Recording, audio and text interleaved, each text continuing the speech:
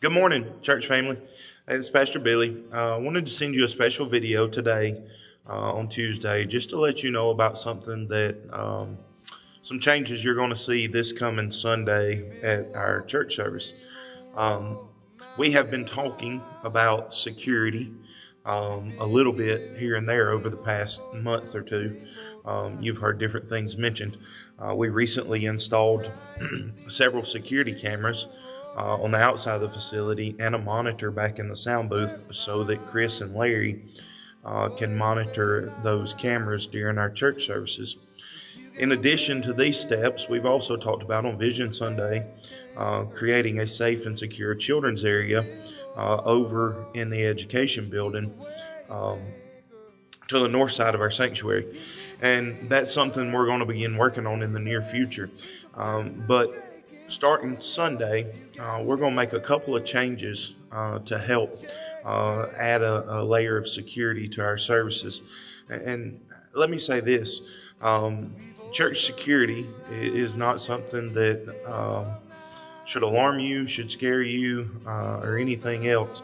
It should be something to bring you comfort. And we want you to know that we take your safety seriously.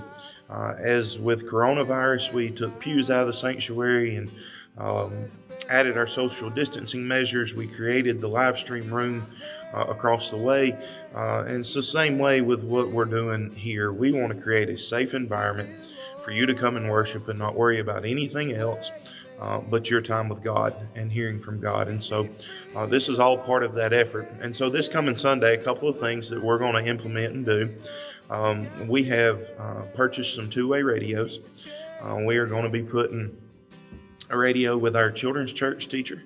We're going to be putting one in the nursery during our service as well. We'll have somebody monitoring those radios.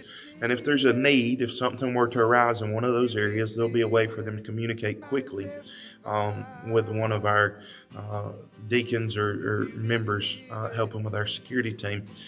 In addition to that, we're also going to lock every door on the campus after the church service begins. So about 10 minutes after, we start at 10:30, so about 10:40, we're going to lock all the doors, and we're going to have somebody kind of patrolling the parking lot or the vestibule. If someone comes and they're late, we'll certainly let them in. But this is just a layer of security so that someone can't come in on us unexpectedly during our church service.